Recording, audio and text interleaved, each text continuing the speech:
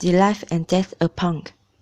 Although the punk movement didn't gain cultural popularity until the late 1970s, the origins of the subculture stemmed from the culture scenes in the UK and USA earlier in the decade, with radical musicians as the Velvet Underground and new thinkers like Malcolm McLaren.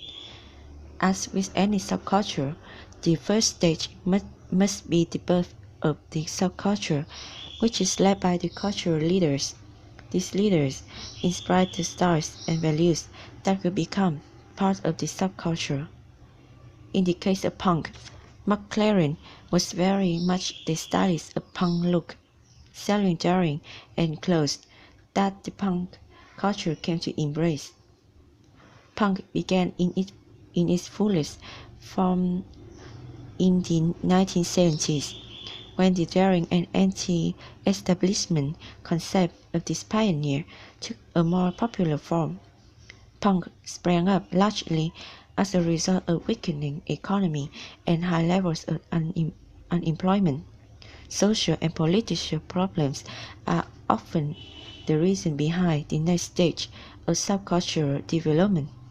The subcultural embrace.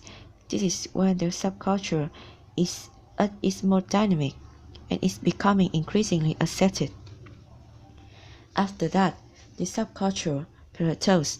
This is when it becomes stable and people demonstrate subnorms, which includes shared ways of dressing, shared values and beliefs, and shared form of film or music. In terms of punk, this can be seen in such things as mohawks, a particularly striking hairstyle and piercings. Punks often have many facial piercings, which make them stand out from the norm. This need for individualism is quite strong in those subcultures, yet at the same time is a contradiction, because these very people are copying from within their groups. A striking feature at this stage is the onset of deviant subcultures, which take some characteristic of the main subculture and dissolve these with other characteristics, as well as exhibiting antisocial behavior. They distance themselves from the main subculture by mutual dislike. In the culture of punk, skinheads are an apt example of this, exhibiting all the key features of a deviant subculture.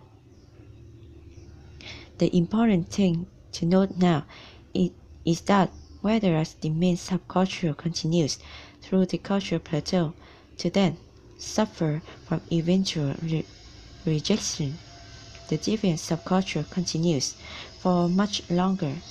A youth subculture usually fades away after an amount of time as it becomes more and more old-fashioned, something which young people never liked to be associated with.